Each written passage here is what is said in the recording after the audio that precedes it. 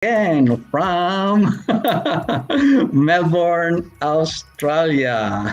Kamusta? Kamusta Yes, dyan? mabuti naman, Rom. And yes, we are live, correct. And actually, Rom, since October is Cybersecurity Awareness Month, so our topic today for Espresso is related to cybersecurity. So it's about Hmm. our tax file number or TFN in Australia.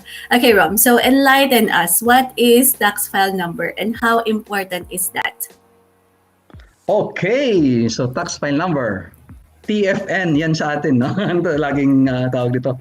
Ano yung tax file number mo? That's very, very important. So tax file number, that is a number as your identity for tax purposes and for superannuation purposes. Yun yung tax file number natin. Actually, sa tax file number, merong forever eh. Kasi, Joy, tax file number is yours for life. So, ang ibig sabihin yan, even if you change career, even if you change state from Victoria to New South Wales, and even if you go overseas. So that tax file number is exclusive para sa iyo lang talaga siya. So may forever sa tax file number. Aba, nasingit yun Okay, okay. So, Rob, who can apply for TFN? Also, tax file number, if you are uh, Australian citizen or tawag nito, holder of Australian passport. So at least 15, at minimum niya is 15 years old to apply for tax file number. Pero if we have our kababayans planning to go to Australia, yung mga planning to be a permanent resident sa Australia. So tax file number, you can apply when you're already here in Australia and you have a valid travel documents or yung visa. So, yun siya. Okay, so even if nakaplano nang pumunta sa Australia, basta wala pa sa Australia, hold off muna. Wag mo na mag-apply ng TFN. Huwag muna Correct. Correct. Okay, Rom, very intriguing our topic for tonight. So only 6 persons who can know your tax file number. So who are these 6 persons? Mm-hmm. So, hindi yan yung kaibigan mo, no? That's not your best friend, no? So, only six persons. So, number 1 is the ATO or employee of Australian Taxation Office. So, if you're in ATO and they will ask your tax file number, that's fine. Of course, gusto nila malaman yung tax file number mo. Pangalawa, or number 2, is the Centerlink. That's the best friend of ATO. So, when you apply for government benefits or incentives from the Department of Human Services or yung Centerlink natin, they will ask your TFN and that's fine. Number 3 is yung bank. So yung banko, if you open a bank account, they will ask your tax file number as well. Kung hindi mo siya ibibigay, they will actually charge you yung withhold yung tax for maximum. It's 47% ang kukunin nila if you don't disclose the TFN. But if they will ask you the TFN, yung bank, okay lang na you can give it to bank employee, no, yung clerk nila doon sa bangko. Number 4 is yung employer, yung payroll. So when yung sa job mo, they will always ask for tax file number kasi they will link that to the superannuation. And then of course yung sa group certificate na sinasubmit ng employer mo sa ATO. So number 5 is yung superannuation. So when you open a superannuation, may sa application form, they will ask for a tax file number as well. And then yung pang-anim. So nabanggit ko na yung 5, ito yung pang-anim is the tax agent. So those license from ATO. So always ask for tax registration. So yung kunwari gagawin ko yung tax return mo, ask for that the tax agent number. So because not all yung iba is hindi sila representative ng ATO, they are not a tax agent of ATO.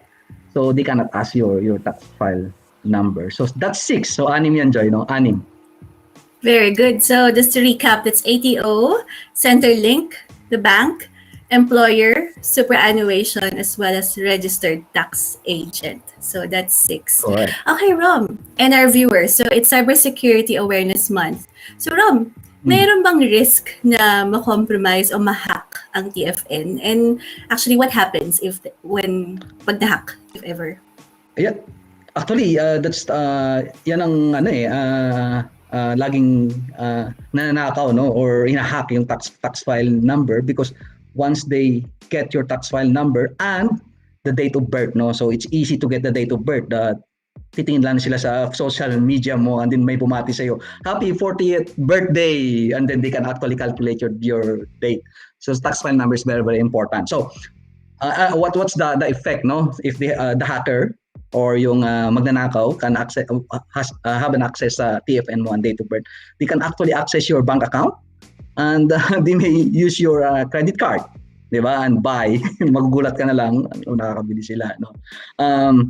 They can actually access your myGov and steal your tax refund, meaning they can lodge your own tax return in your behalf and makukuha nila yung tax refund mo. Another consequences of tawag nito, nanakaw yung tax file number and date of birth, is they can actually steal your superannuation. And actually for some, no, there's a case na they set up a self-managed super fund para sa iyo, no, and then they roll over your super fund to that SMSF, and then they steal that money, no, nanakaw nila yung pera mo. They can actually apply for government benefits like yung job keeper, job seeker. It happens, no? Ang daming nangyaring ganyan because they steal your tax file number and the date of birth, and then they apply for those government benefits. And the last thing, yung iba, no, they sell that details to an organized crime. So ingatan, no, yung tawag nito, yung documents na yan, yung tax file number niyo, yung number na yan, and then yung personal details, very, very important. Definitely. So hackers can actually make money out of that simple information, right? The TFN. Okay, Rom. So what happens now for someone na potentially na steal yung TFN nila? Ano yung impacts nun sa kanila? Medyo medyo malaki kasi it takes a long time to fix, especially if there's an identity fraud, no. So anong impact? Yun ang impact ang medyo masakit, no, kasi if you are applying for a loan, kumari may parating ka na investment na mag-uutang ka sa bangko and yung identity mo is na nakaw, it's really hard to apply for a loan. If you're planning to rent a house, mag-check, mag-verify sila ng details mo.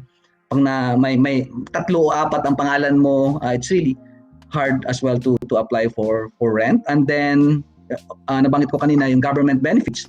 So ang laking problema, no, because those agency will wait bago ma-settle muna yan ang identity theft na yan before they will approve all those applications. So delay, lost opportunity, and a lot of parang anxiety, no, ang daming nakuha yung details mo, parang laking problema. Correct, unnecessary stress, di ba? Okay, Rom, let's wrap this up with a message. So sa aming viewers, saan man kayo, no, dito sa Australia, tax file number, date of birth, napaka-importante. That's very, very important. So keep safe, no. As we mentioned kanina, no, it's only 6 persons can ask your tax file number. So don't disclose that to someone else. So ingat palagi. Correct, Rom, and we actually have an event coming up soon. Yeah, in the next 15 minutes. 17? So Yeah. 7 o'clock, 7 to 8. So yung mga viewers namin na tawag nito na may time o may extra 1 hour kayo, let's learn a self-managed super fund. Nasa profile ko yung Zoom link at saka nasa Taxmart Cafe page yung password niya. So let's discuss self-managed super. Let's unpack a self-managed super fund. Definitely. So looking forward to having you all join us in that event, which is starting in 16 minutes. Okay, so Rom, as we always say, Save taxes legally, and of course, be smart with with tax, tax Tax smart Smart cafe. Cafe. Thank you. Thank Thanks you. everyone. Kita-kits ulit. See ya. Thank you. Thank you. Bye-bye. See you. Bye.